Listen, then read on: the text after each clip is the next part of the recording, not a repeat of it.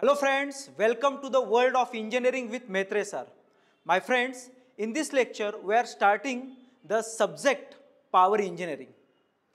In this lecture we are going to start chapter number 1 refrigeration. My friends, मित्रांनो, आपल्या घरामध्ये किचनमध्ये जे वेगवेगळे आपण अप्लायन्सेस यूज करतो त्यापैकी एक फार महत्त्वाचा अप्लायन्स आहे ज्याला आपण फ्रीज किंवा रेफ्रिजरेटर असं बोलतो. What is the purpose behind the use of fridge in our kitchen? And the answer is to preserve the vegetables, fruits, milk products and eggs. And in some of the cases ice formation साठी सुद्धा आपण त्या ठिकाणी या फ्रीजचा use करत असतो. हे पहा, ज्या बॉडीज आपल्याला बाहेरच्या म्हणजे ॲटमॉस्फेरिक टेम्परेचरपेक्षा कमी टेम्परेचरला मेंटेन करायचे असतात, थंड करायचे असतात, अशा वेळेस आपण त्या बॉडीज सरळ नेऊन त्या ठिकाणी फ्रीजमध्ये त्या ठिकाणी ठेवत असतो. हा फ्रीज नेमकं त्या केसमध्ये काय काम करतो या प्रश्नाचं अतिशय इंटरेस्टिंग उत्तर आहे. जेव्हा आपण बॉडीजला फ्रीजमध्ये नेऊन ठेवतो त्या बॉडीचं इनिशियल टेम्परेचर हे त्या ठिकाणी फार जास्त असतं. मान के चलो एक बॉडी आहे, ॲपल आहे, त्याचं टेम्परेचर त्या ठिकाणी 40 डिग्री सेल्सिअस आहे आणि त्याला मला आता त्या ठिकाणी थंड करायचं आहे जेणेकरून तो जास्त काळासाठी टिकून राहील. तर मी काय करेल, त्या ॲपलला मी त्या ठिकाणी फ्रीजमध्ये नेऊन ठेवेल. हा फ्रीज नेमकं त्या ठिकाणी काय करेल, ॲपलला कूल करण्याचं ते त्या ठिकाणी काम करेल. ॲपलमध्ये जी काही हीट त्या केसमध्ये आहे त्या हीटला तो त्या ठिकाणी काढून घेईल आणि बाहेर ॲटमॉस्फिअरमध्ये फेकून देईल. याच्यामुळे ॲपलचं जे टेम्परेचर आहे ते त्या ठिकाणी कमी होत जातं आणि एकदा टेम्परेचर कमी झालं की ते त्या ठिकाणी मेंटेन केलं जातं. अशा पद्धतीनं फ्रीज ॲपलला किंवा कुठल्याही बॉडीला त्या ठिकाणी कूल करून देण्याचं काम आपल्याला त्या ठिकाणी करत असतो. याच्यामुळे काय होतं तर स्वाभाविक आहे, ज्या फळाला किंवा ज्या बॉडीला तुम्ही त्या ठिकाणी कूल करण्यासाठी फ्रीजमध्ये ठेवलेलं आहे त्याची जी शेल्टर लाईफ आहे ती त्या केसमध्ये तिथं वाढत असते. तर थोडक्यात काय, फ्रीज हा एक कूलिंग इफेक्ट त्या ठिकाणी प्रोड्यूस करून देणारा डिव्हाइस आहे. आपल्याला एखादी बॉडी थंड करायची आहे तर तुम्ही नेऊन फ्रीजमध्ये ठेवा, तुम्हाला तो फ्रीज कूलिंग इफेक्ट म्हणजेच त्या बॉडीला थंड करून देण्याचं काम त्या ठिकाणी करेल. माय फ्रेंड्स, असंच त्या ठिकाणी एक काम या फ्रीजचं आहे ज्याला आपण म्हणूयात फॉर्मेशन ऑफ आईस क्यूब्स. आपल्या घरामध्ये जर कोणी 90 मारणारा असेल तर त्या कॅन्डिडेटला बर्फची गरज पडते किंवा उन्हाळ्यामध्ये आपण त्या ठिकाणी जनरली बर्फ तयार करण्यासाठी फ्रीजमध्ये पाणी ठेवतो आणि मग जेव्हा आपण आईस ट्रेमध्ये पाणी फिलअप करतो आणि ते फ्रीजमध्ये ठेवतो, काही वेळेच्या नंतर तास 2 तासानंतर त्या ठिकाणी फ्रीजमध्ये कूलिंग इफेक्ट तयार होतात, पाण्याचं टेम्परेचर त्या ठिकाणी कमी होतं आणि एक वेळ अशी येते की पाण्याचा बर्फ तयार होतो. याला थोडंसं आपण छान डिटेलमध्ये समजू. कन्सिडर करा की ज्या पाण्याचा आपल्याला त्या ठिकाणी बर्फ करायचं आहे त्या पाण्याचं टेम्परेचर 30 डिग्री सेल्सिअस आहे असं समजू. हे पाणी मी ट्रेमध्ये भरून दिलं, आईस ट्रेमध्ये. आता फ्रीज काय करेल, याच्यातली जी हीट आहे तो त्या ठिकाणी काढेल आणि बाहेर फेकेल ॲटमॉस्फिअरला. हे पहा, एखाद्या बॉडीमधनं हीट ज्यावेळेस आपण काढून ॲटमॉस्फिअरमध्ये फेकून देतो त्यावेळेस ती बॉडी त्या केसमध्ये थंड होते, म्हणजे त्या बॉडीचं टेम्परेचर हे त्या ठिकाणी कमी होतं माय फ्रेंड्स. आणि हो, अशा पद्धतीनं 30 डिग्री सेल्सिअसवाली बॉडी आता टेम्परेचर त्या ठिकाणी कमी होईल, 20 त्याचं टेम्परेचर बनेल, 10 त्याचं टेम्परेचर बनेल आणि फायनली त्या ठिकाणी त्या वॉटरचं टेम्परेचर बनेल 0 degree Celsius. And we know that at 0 degree Celsius water becomes ice. Okay, तर अशा पद्धतीनं या ठिकाणी पाण्याचा बर्फ म्हणजे आईस इथं तयार झालेला आहे. फ्रेंड्स, फार सिंपल आहे. फ्रीजने काय केलं, नंबर 1, फ्रीजने बॉडीचं जे काही टेम्परेचर आहे ते कमी केलं, म्हणजे पाण्याचं टेम्परेचर या ठिकाणी कमी केलं, रिड्यूस केलं. नेक्स्ट, जे टेम्परेचर त्या ठिकाणी आपल्याला फायनल पाहिजे होतं, समजा 0 डिग्री सेल्सिअस इथपर्यंत टेम्परेचर पोहोचलं की तेच टेम्परेचर त्या ठिकाणी इथं मेंटेन करण्याचं काम सुद्धा हा फ्रीज करत असतो. ठीक आहे, ओके. असंच काहीतरी आपल्याला त्या ठिकाणी एअर कंडिशनिंगच्या बाबतीत सुद्धा स्टडी करायचं आहे. हे पहा, AC, या ACचं काय काम आहे, तर ज्या वेळेस आम्हाला एखादी रूम म्हणजेच एखादा स्पेस, एखादा हॉल थंड करायचा असतो, त्यावेळेला आपण ACचा म्हणजे एअर कंडिशनिंग सिस्टमचा त्या ठिकाणी यूज करतो. My friends, similar to the refrigerator, air conditioning system is also produces cooling effects. पण विषय असा आहे, ज्यावेळेस आपण या फ्रीजचा विचार करतो त्या ठिकाणी बॉडीजला कूल करण्यासाठी, बॉडीजमध्ये कूलिंग इफेक्ट त्या ठिकाणी तयार करण्यासाठी आपण रेफ्रिजरेटरचा वापर करतो. तर जेव्हा एखादा मोठा स्पेस, एखादी रूम त्या ठिकाणी तुम्हाला थंड करायची असते, अशा वेळेस आपण या एअर कंडिशनिंग सिस्टमचा वापर करतो. Okay, very interesting. आता आपण त्या ठिकाणी जाऊयात आपल्या रेफ्रिजरेशन या कॉन्सेप्टकडं. आपल्याला त्या ठिकाणी त्याची डेफिनेशन या ठिकाणी इथं कव्हर करायचं आहे. माय फ्रेंड्स, रेफ्रिजरेशन हा तो सब्जेक्ट आहे ज्याच्यामध्ये आम्ही शिकणार आहोत एखाद्या बॉडीचं टेम्परेचर त्या ठिकाणी कमी कसं करायचं.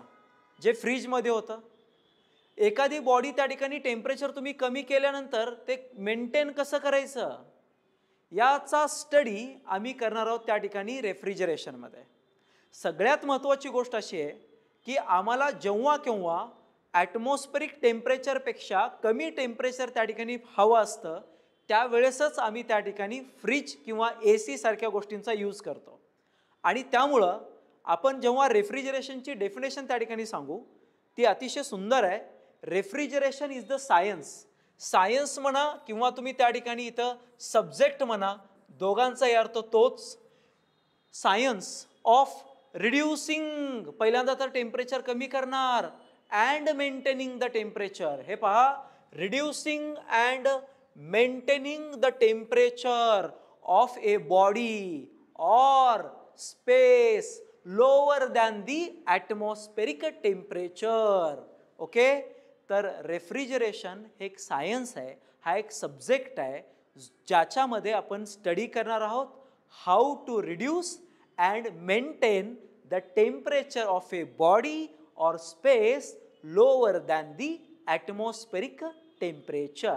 सिंपल, ठीक आहे. ओके, नाव हे पहा, लक्ष देऊन ऐका. जेव्हा एखादी सिस्टम आपण लोअर टेम्परेचरला मेंटेन करतो, त्याला आपण रेफ्रिजरेशन सिस्टम असं म्हणतो. आता थोडंसं एक्झाम्पल्स मी तुम्हाला सांगतोय, अशा कुठल्या कुठल्या सिस्टम्स आहेत ज्यांना आपण रेफ्रिजरेशन सिस्टम असं म्हणायचं असतं किंवा आपण म्हणू शकतो. माय फ्रेंड्स, मी इथं लिहितो नंबर 1, आपल्या घरामध्ये असलेला फ्रीज. कारण आपण त्याच्यातलं जे टेम्परेचर आहे ते लोअर टेम्परेचर त्या ठिकाणी ठेवतो, आपण ते लोअर मेंटेन करतो. सेकंड, आपल्या घरामध्ये असलेला AC किंवा एखाद्या ऑफिसमध्ये असलेला AC. नंबर 3, तुमच्या कॉलेजमध्ये किंवा स्कूलमध्ये असलेला त्या ठिकाणी वॉटर कूलर. हे सगळे ना त्या ठिकाणी रेफ्रिजरेशन सिस्टम्स आहेत. कारण या सगळ्या सिस्टम्स, या सगळ्या मशीन्स आम्ही त्या ठिकाणी लोअर टेम्परेचर मेंटेन करण्यासाठी यूज करतो. अशा पद्धतीनं the system which is maintained at lower temperature is called as refrigeration system. My friends, आपण डिस्कस केलेलंच आहे की नेमकं रेफ्रिजरेशन सिस्टम्स या कशासाठी डिझाईन केल्या जातात. त्याचं उत्तर नीट ऐका. What output you expect from the refrigeration system, and the answer is cooling effect. Okay, थंडगार हवा पाहिजे, थंडगार त्या ठिकाणी बर्फ पाहिजे किंवा थंडगार त्या ठिकाणी एखादा आम्हाला ज्यूस पाहिजे. तर तुम्हाला थंड पाहिजे ना, तुम्हाला कूलिंग इफेक्ट्स पाहिजेत ना, तर तुम्ही त्या केसमध्ये रेफ्रिजरेशन सिस्टमचा यूज तिथं करू शकता. एखाद्या बॉडीच्या बाबतीत कूलिंग पाहिजे तुम्हाला, फ्रीजचा वापर करा. एखाद्या स्पेसच्या बाबतीत तुम्हाला कूलिंग पाहिजे, ACचा वापर करा. पाणी पिण्यासाठी थंड करायचं आहे, तुम्ही त्या केसमध्ये वॉटर कूलरचा वापर करा. माय फ्रेंड्स, हे कूलिंग इफेक्ट तयार करून देण्याचं काम या ठिकाणी आपली रेफ्रिजरेशन सिस्टम कुठलीही करत असते. अँड देअरफॉर आम्हाला जे आउटपुट एक्सपेक्ट असतं रेफ्रिजरेशन सिस्टमकडनं ते आहे कूलिंग इफेक्ट. जर आपल्याला कोणी प्रश्न विचारला की रेफ्रिजरेशन सिस्टमचं पर्पज काय, त्याला नक्की सांगा. The purpose of refrigeration system is producing cooling effects. Okay my friends, अशा पद्धतीनं ही आमची रेफ्रिजरेशन सिस्टम या ठिकाणी तर बेसिकली काम करत असते. आफ्टर दिस आपल्याकडे एक फार महत्त्वाचा त्या ठिकाणी कॉन्सेप्ट आहे. मान के चलो बेसिक टर्मिनॉलॉजीमध्ये आपण या ठिकाणी तर काम करतोय आणि त्याच्यातला जो आमचा पहिला कॉन्सेप्ट आहे बेटा तो आहे refrigerating effects. My friends, the cooling effects produced by the refrigeration system is called refrigerating effects. Refrigeration system जे आम्हाला कूलिंग इफेक्ट तयार करून देतं त्यालाच आम्ही रेफ्रिजरेटिंग इफेक्ट्स असं म्हणतो. ठीक आहे. ओके, तर हे पहा डेफिनेशन त्या ठिकाणी आपल्याला रीड करायची आहे आणि डेफिनेशन रीड करत असताना तिथं आपल्याला थोडंसं टाईमच्या भाषेमध्ये बोलायचं आहे. तर पहा काय म्हणते definition. The cooling effect produced bye refrigeration system per unit time is called refrigerating effects. Okay, तर एका सेकंदाला त्या ठिकाणी किती cooling effect refrigeration system produce करून देतं त्यालाच आम्ही रेफ्रिजरेटिंग इफेक्ट्स असं बोलतो. ठीक आहे. आता याचं जे युनिट आहे ते त्या केसमध्ये आहे किलो जूल पर सेकंद. असं का? त्याचं उत्तर इथं आहे बेटा. हे बघ, तू जेव्हा कूलिंग इफेक्ट तयार करत असतो ना त्यावेळेस तू त्या बॉडीमधनं हीट ॲब्सॉर्ब करत असतो. ठीक आहे. हे बघा, फ्रीज एखाद्या बॉडीमधनं त्याच्या आतमध्ये ठेवलेल्या जेवढी जास्तीची हीट त्या ठिकाणी ॲब्सॉर्ब करेल तेवढे जास्तीचे कूलिंग इफेक्ट्स त्या ठिकाणी तिथं प्रोड्यूस होतील, म्हणजे ती बॉडी जास्तीची थंड होईल. आणि म्हणून हे जे कूलिंग इफेक्ट्स आहेत ते नथिंग बट त्या ठिकाणी इक्वल टू असतात amount of heat absorbed from the body. एखाद्या बॉडीमधनं तुम्ही किती हीट त्या केसमध्ये ॲब्सॉर्ब केलात याच्यावरती ठरतं किती कूलिंग इफेक्ट्स त्या ठिकाणी प्रोड्यूस होणार आहेत त्या बॉडीमध्ये.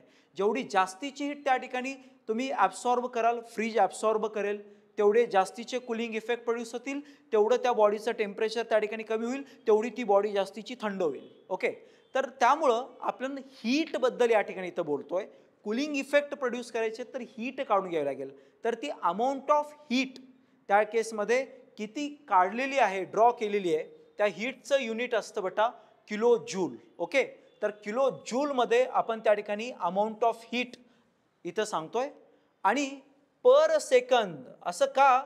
तर बघा ना, आपल्याला टाईमच्या भाषेत त्या ठिकाणी समजून घ्यायचं आहे की बाबा ही सिस्टम एका सेकंदाला किती किलो जूल हीट त्या केसमध्ये ड्रॉ करते, त्या बॉडीमधनं खेचते. ठीक आहे. ओके, त्यालाच कूलिंग इफेक्ट म्हणतात किंवा त्यालाच त्या केसमध्ये आपण रेफ्रिजरेटिंग इफेक्ट असं सुद्धा म्हणतो. ठीक आहे. Okay, the cooling effect produced per unit time. Friends लक्षात ठेवा, the cooling effect produced per unit time is called as refrigerating effects. हे आहेत कूलिंग इफेक्ट आणि हा आहे त्या ठिकाणी पर युनिट टाइम म्हणजेच पर सेकंड. फ्रेंड्स, अशा पद्धतीनं हे आपली रेफ्रिजरेटिंग इफेक्ट नावाची कॉन्सेप्ट या ठिकाणी इथं संपत आहे. आणखीन एक महत्त्वाची गोष्ट मी तुमच्याशी शेअर करतोय. हे बघा, तुम्ही असं कधी तर ऐकलं असेल की एअर कंडिशनिंग सिस्टम जेव्हा विकत घ्यायला जातो आपण त्यावेळेस तो आपल्याला जो कोणी डीलर आहे तो विचारतो पहिला प्रश्न, AC गोरा घ्यायचा आहे का काळा घ्यायचा नाही विचारणार, ह्या कंपनीचा घ्यायचा आहे का त्या कंपनीचा घ्यायचा आहे तसंही नाही विचारणार. त्याचा पहिला प्रश्न असतो, सर तुम्हाला AC हवा आहे का? ओके, किती टनचा AC सर तुम्हाला हवा आहे? तर विषय असा आहे बेटा, हे टन काय असतं तर ते टन म्हणजे त्या ACचं वजन नसतं, तर टन ऑफ रेफ्रिजरेशन हे कूलिंग इफेक्ट म्हणजेच रेफ्रिजरेटिंग इफेक्ट मोजण्याचं एक युनिट आहे. ओके, आणि आपल्याला जेव्हा AC विकत घ्यायचा असतो त्यावेळेस तो 1 टनचा असतो, 1.5 टनचा असतो, 2 टनचा असतो. फ्रेंड्स, विषय इतका सिंपल आहे की आपल्याला 1 टनचा AC त्या ठिकाणी किती कूलिंग इफेक्ट प्रोड्यूस करून देतो हे पुढे पाहायचं आहे. त्यामुळं मी थोडंसं इथं टर्न ऑफ रेफ्रिजरेशनला थांबवतोय. फक्त लक्षात ठेवा, रेफ्रिजरेटिंग इफेक्ट मोजण्याचं जे ओरिजिनलवालं युनिट आहे ते आहे टर्न्स ऑफ रेफ्रिजरेशन आणि त्याला आपण पुढे किलो जूल पर सेकंद, ज्याला आपण किलोवॅट असंही म्हणतो, याच्यामध्ये कन्वर्ट करणार आहोत friends. Okay, in this way likewise आपण या केसमध्ये रेफ्रिजरेशन इफेक्ट किंवा रेफ्रिजरेटिंग इफेक्ट जे की आउटपुट आहे रेफ्रिजरेशन सिस्टमचं ते या ठिकाणी इथं बोलत आहोत. ठीक आहे, चलो फ्रेंड्स, आफ्टर दॅट आपल्याला एका फार महत्त्वाच्या कॉन्सेप्टकडे जायचं आहे. हे पहा, हा जो सायन्स आहे ज्याला आपण रेफ्रिजरेशन असं म्हणतो, ॲक्च्युली हे रिलेट करतं हीट ट्रान्सफरला. रेफ्रिजरेशन सिस्टममध्ये ज्यावेळेस आपण एखादी बॉडी ठेवतो थंड करण्यासाठी, त्या बॉडीतली हीट त्या ठिकाणी काढून घेतली जाते आणि ती ट्रान्सफर केली जाते त्या ठिकाणी ॲटमॉस्फिअरमध्ये. बॉडीतनं काढून घ्यायची, ज्या थंड करायची आणि बाहेर फेकून द्यायची ॲटमॉस्फिअरमध्ये. त्यामुळं मी तुम्हाला असं म्हणतोय की हा सब्जेक्ट हीट ट्रान्सफरशी रिलेट करतो. फ्रेंड्स, आपल्याला शिकायचं आहे असा कुठला लॉ आहे थर्मोडायनॅमिक्समधला ज्याच्याशी ही रेफ्रिजरेशन सिस्टम किंवा हा सब्जेक्ट त्या ठिकाणी रिलेट करतो. And the law is second law of थर्मोडायनॅमिक्समध्ये असलेलं एक स्टेटमेंट, क्लॉसियस स्टेटमेंट. ओके, त्याच्याबद्दल आपल्याला इथं स्टडी करायचं आहे. Friends, natural law of heat transfer त्या ठिकाणी आपल्याला काय सांगतोय पहा. नॅचरल लॉ असं मी म्हणतोय, जसं तुम्हाला माहिती आहे ग्रॅव्हिटी, मी जर एखाद्या कॉईन वर टाकला तर तो खालीच येतो, तर ग्रॅव्हिटेशनल फोर्स त्या ठिकाणी काम करतो. तसं नॅचरली हीट कुठल्या बॉडीकडनं कुठल्या बॉडीकडं ट्रान्सफर होत आहे, असा कुठला लॉ आहे जो त्या ठिकाणी नॅचरली काम करतो. तर हे लक्षात घ्या, heat always flows from high temperature body to low temperature body. My friends, इथं तुमच्याकडे म्हणजे मी समोर दोन बॉडीज दाखवलेत.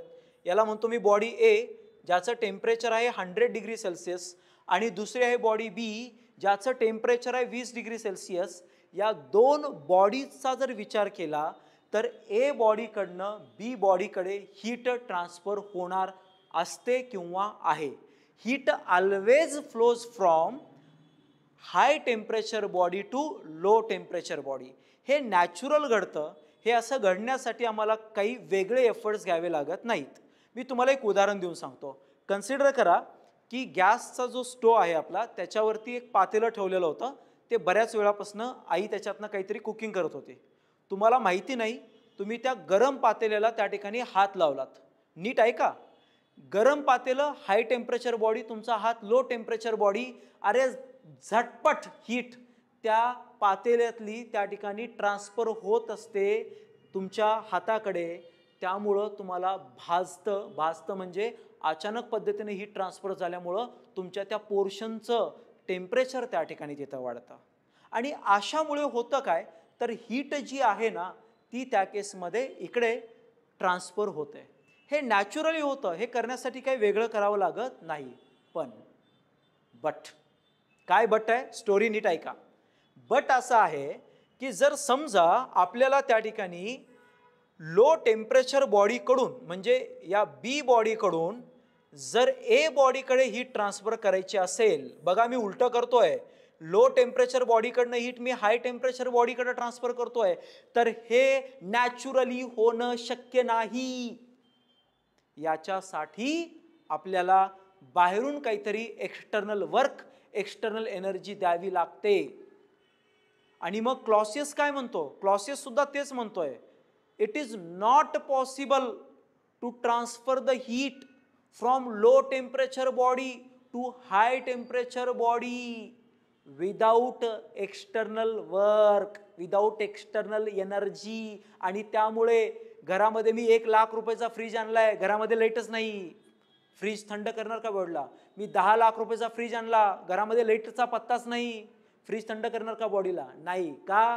कारण त्या फ्रीजला इलेक्ट्रिकल एनर्जी आपल्याला त्या ठिकाणी तिथं सप्लाय करावी लागते. फ्रेंड्स, ही ती एनर्जी आहे ज्याच्यामुळे लो टेम्परेचर बॉडीकडनं हीट हाय टेम्परेचर बॉडीकडे ट्रान्सफर होणार आहे.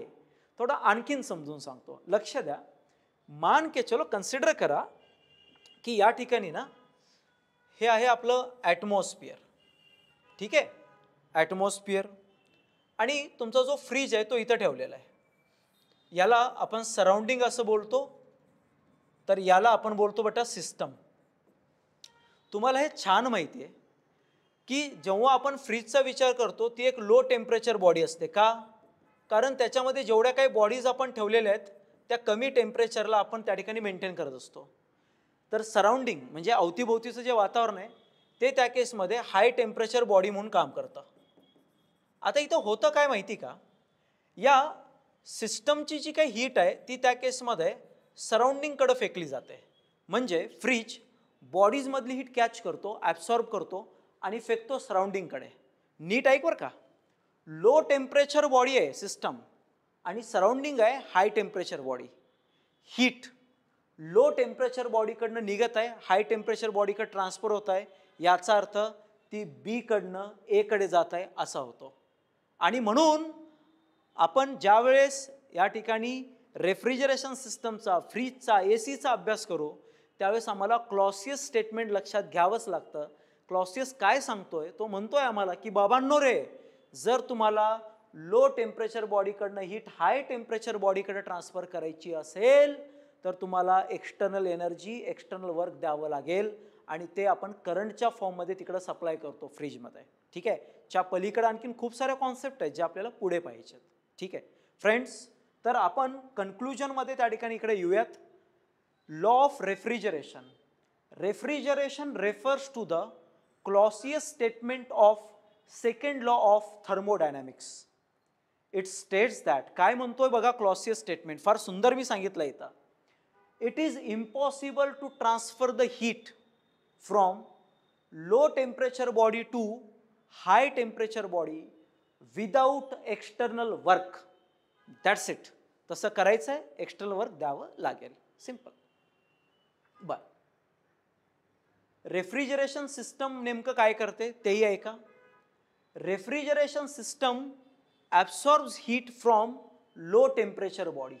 ओके, किंवा जी बॉडी तुम्हाला कूल करायचं आहे त्याच्याकडनं हे हीटला ॲब्सॉर्ब करतं and transfer the same, absorb केलेली जी हीट आहे to the atmosphere with the help of external mechanical work. तर इथं मेकॅनिकल वर्क असं का म्हटलं आहे, त्याचा जो विषय आहे तो असा आहे की आम्ही कॉम्प्रेसरचा यूज करत असतो आमच्या रेफ्रिजरेशन सिस्टम्समध्ये. ओके, कॉम्प्रेसरला रन करण्यासाठी इलेक्ट्रिकल एनर्जीची गरज असते आणि इलेक्ट्रिकल एनर्जीचं कन्व्हर्जन आपण मोटर, इलेक्ट्रिक मोटरचा यूज करून मेकॅनिकल वर्कमध्ये करतो आणि तेच मेकॅनिकल वर्क पुढे आम्हाला त्या ठिकाणी इनपुट म्हणून तिथं यूज करायचं असतं. तर हा विषय थोडासा नंतरचा आहे. फर्स्ट ऑफ ऑल एवढंच लक्षात घ्या की काहीतरी वर्क त्या केसमध्ये बाहेरून द्यावं लागतं to transfer the heat from low temperature body that is freeze to the atmosphere. ठीक आहे, चलो फ्रेंड्स, आफ्टर धिस कॉन्सेप्ट आपल्याला एका फार सुंदर आणि इंटरेस्टिंग कॉन्सेप्टकडे इथं जायचं आहे. कॉन्सेप्टचं नाव आहे को efficient of performance. My friends, हे बघा, कुठल्याही मशीनचा परफॉर्मन्स हा त्या ठिकाणी मेजर करणं, हा त्या ठिकाणी चेक करणं हे फार जरुरी असतं. कारण आपण केव्हाही एखादी जेव्हा मशीन विकत घेतो, ज्या मशीनचा परफॉर्मन्स चांगला आहे तीच मशीन आपण विकत घेतो. तर काय असतं, जेवढे काही त्या ठिकाणी वेगवेगळ्या मेकॅनिकल मशीन्स आहेत, जसं की मी IC इंजिनबद्दल सांगेल, जसं की मी कॉम्प्रेसरबद्दल सांगेल, या मशीन्स ज्या आहेत ना यांची परफॉर्मन्स त्या ठिकाणी मेजर करण्यासाठी आपण इफिशियन्सीचा वापर करतो. ठीक आहे, ओके, तुम्ही मेकॅनिक्समध्ये शिकला असाल, efficiency of machine is equal to mechanical advantage divided by velocity ratio multiplied by 100. Multiplied by 100 केल्यामुळे इफिशियन्सी टक्क्यामध्ये येते, पर्सेंटेजमध्ये इफिशियन्सी येते. माय फ्रेंड्स, विषय सोपा आहे.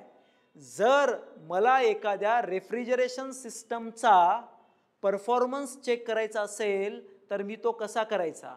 माय फ्रेंड्स, इफिशियन्सी ही बाकीच्या मशीन्ससाठी त्या ठिकाणी परफॉर्मन्स चेकिंग पॉईंट एलिमेंट आहे.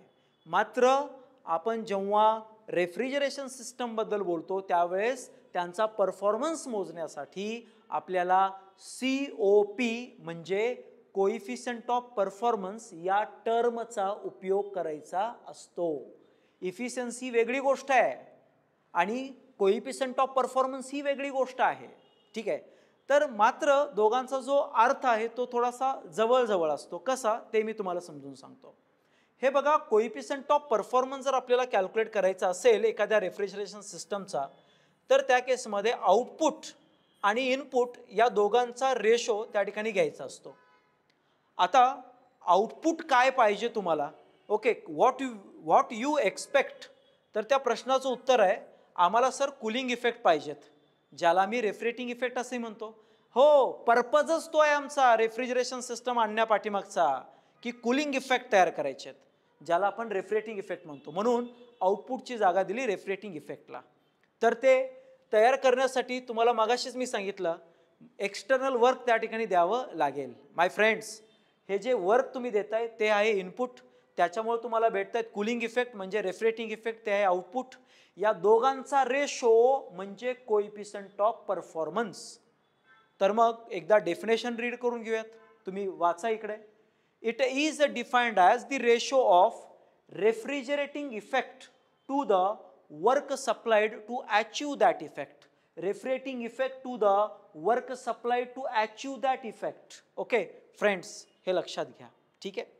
मॅथमॅटिकली याला कसं लिहिणार आपण, तर सिम्पल आहे सर. मॅथमॅटिकली लिहित असताना COP इज इक्वल टू लिहायचं शॉर्टकटमध्ये, वर लिहायचं रेफ्रिजरेटिंग इफेक्ट जे आउटपुट आहे, खाली लिहायचं वर्क डन जे त्या ठिकाणी इनपुट आहे. बस, विषय क्लोज. आता याचं कुठलंही युनिट नसतं. का नसतं ते मी सांगतो बरं का.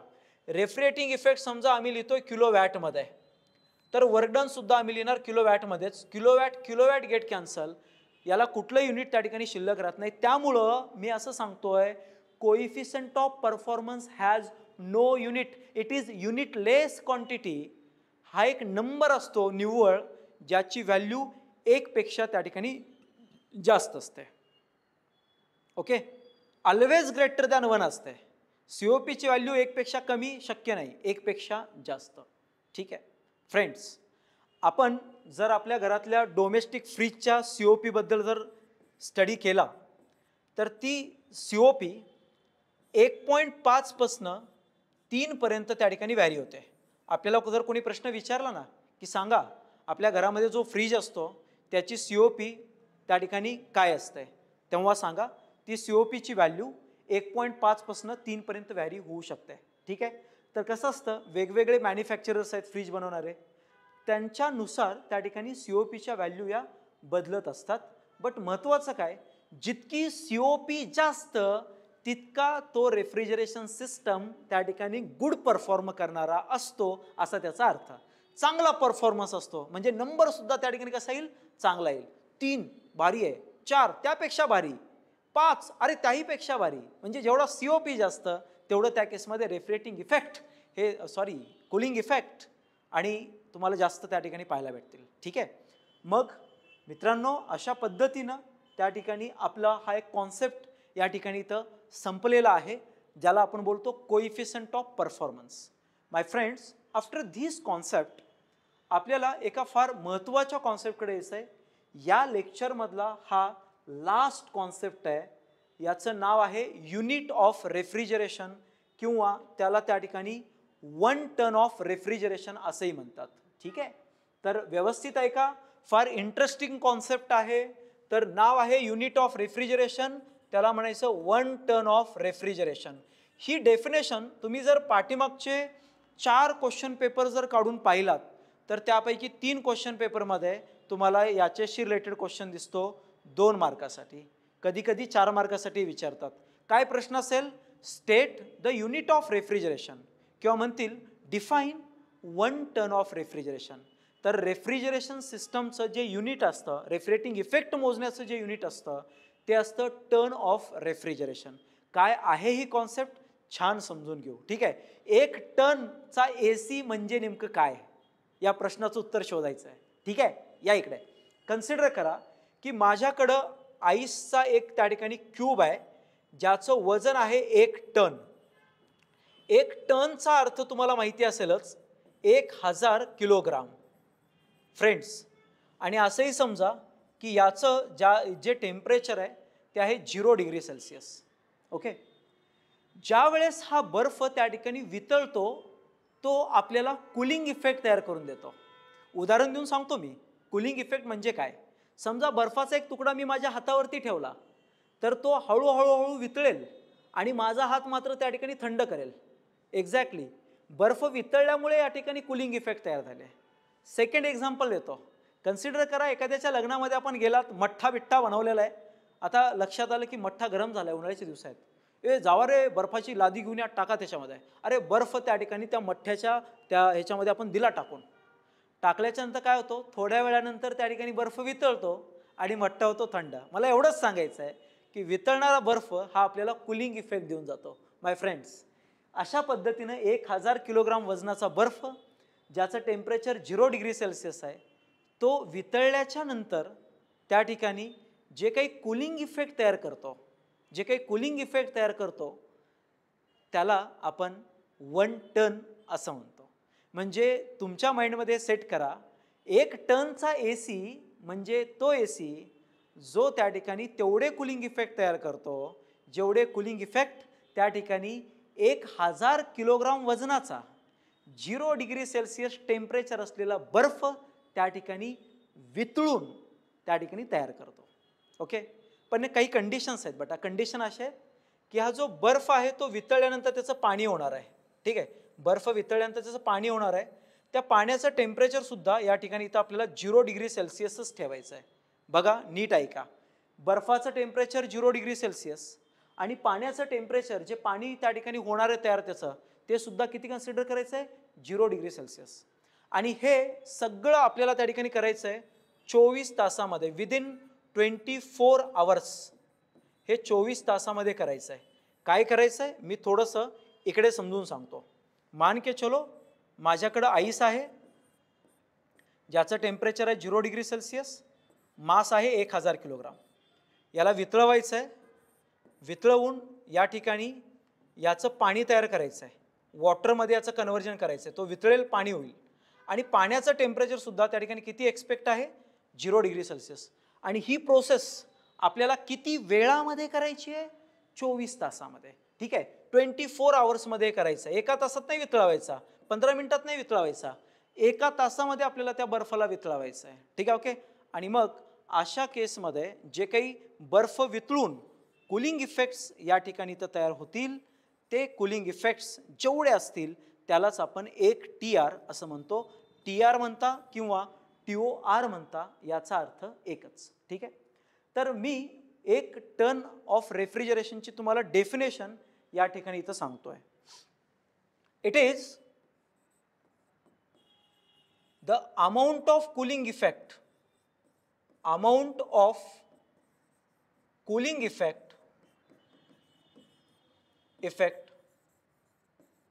produced by melting 1 ton of ice at 0 degree Celsius to form 1 ton water, to form 1 ton water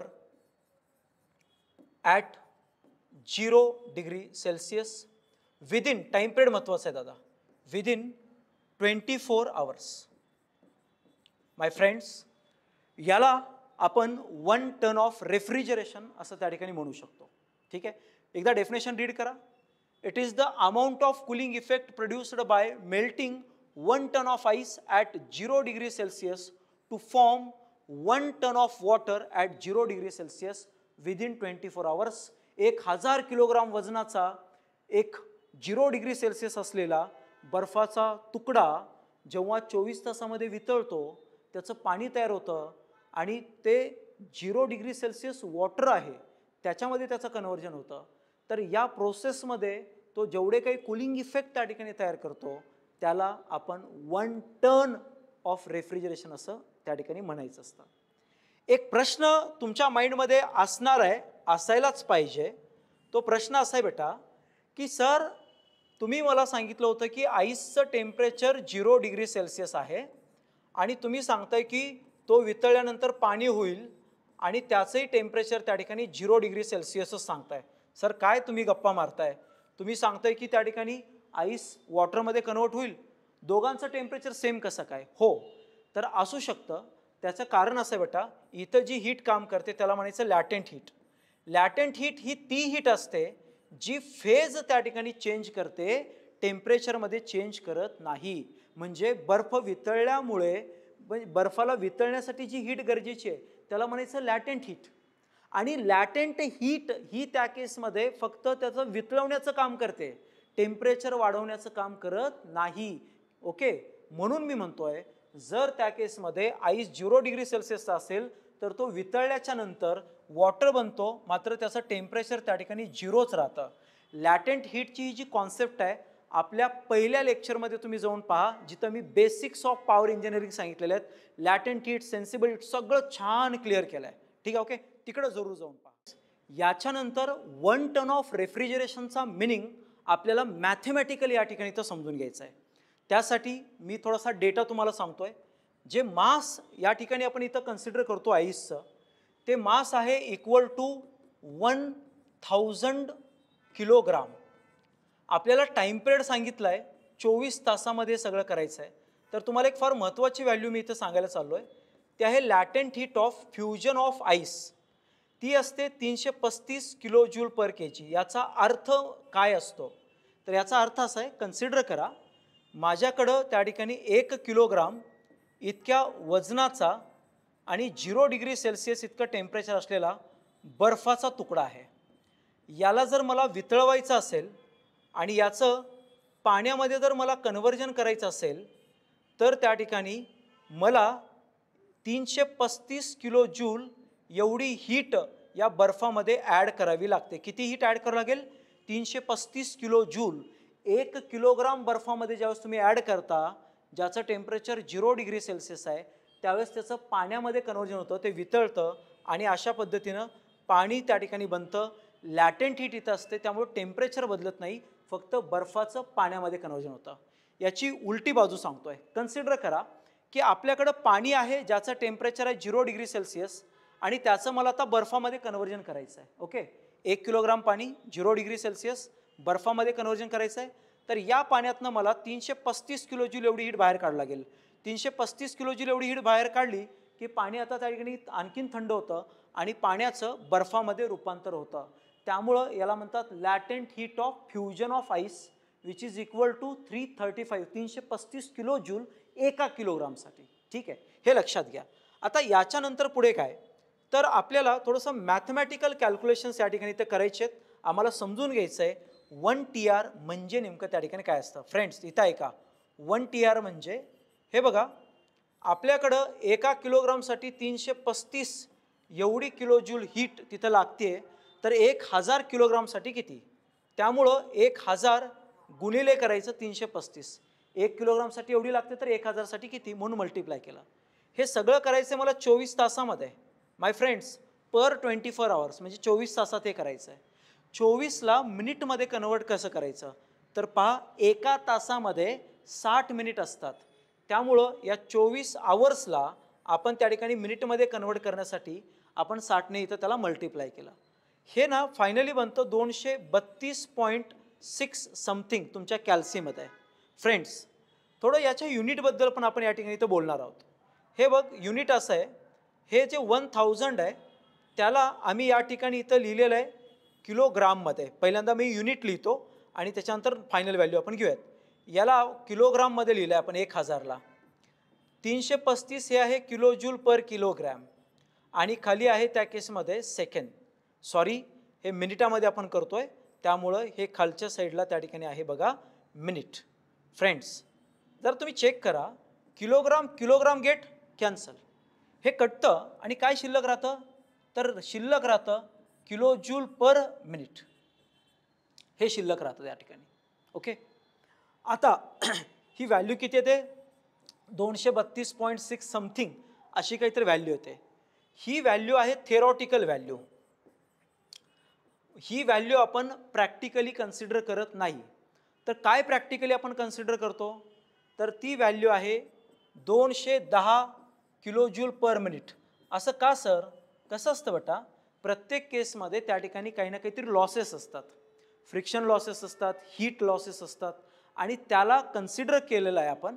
आणि मग जी प्रॅक्टिकल व्हॅल्यू त्या ठिकाणी 1 टनची घेतली आपण, ती आहे 210 किलो जूल पर मिनिट.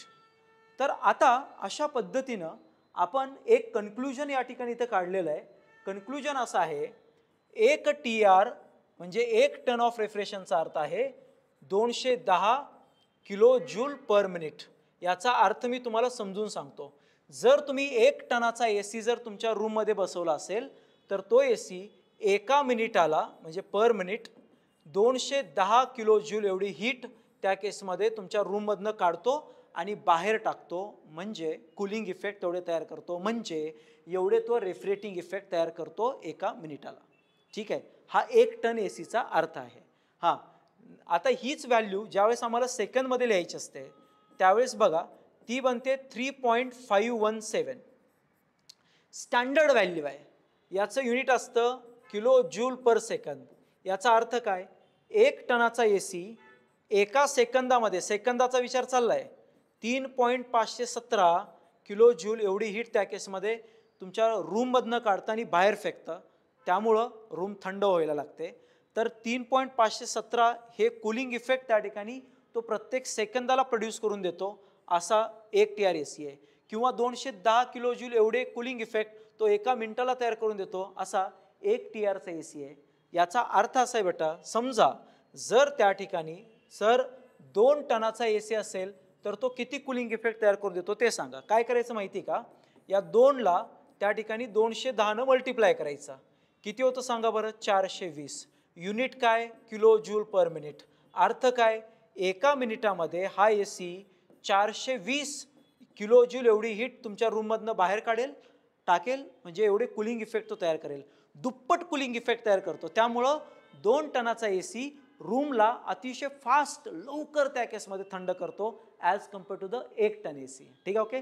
जसं जसं टनेज वाढत जाईल ACचं तसं तसं तो जास्तीचा कूलिंग इफेक्ट तिथं तयार करून देईल, हा याचा अर्थ. माय फ्रेंड्स, या लेक्चरसाठी आपण इथं थांबणार आहोत. नेक्स्ट लेक्चर लवकरच आपलं त्या ठिकाणी यूट्यूबवरती डेमो बेसिसवरती अपलोड होईल, तुम्ही ते जरूर पहा. आणि अशाच कॉन्सेप्टला त्या ठिकाणी शिकण्यासाठी तुम्हाला आपलं मेत्रेस पॉलिटेक्निक क्लासेसचा जो ॲप आहे तो माइंड स्क्वेअर क्लासेस या नावाने त्या ठिकाणी गुगल प्लेवर आहे, तो तुम्हाला तिथं डाउनलोड करायचा आहे. आणि अतिशय कमी किमतीमध्ये हा कोर्स आपण त्या ठिकाणी लॉन्च करत आहोत. तर जरूर तुम्ही त्या ठिकाणी माइंड स्क्वेअर क्लासेसचा ॲप त्या ठिकाणी डाउनलोड करा आणि सबस्क्रिप्शन घ्या, जेणेकरून तुम्हाला त्या केसमध्ये पूर्ण सिलेबसचे व्हिडिओज, नोट्स आणि एक्झामशी रिलेटेड ज्या काही महत्त्वाच्या कॉन्सेप्ट्स आहेत त्या अपडेट त्या ठिकाणी तिथं होत राहतील. Okay, thank you so much.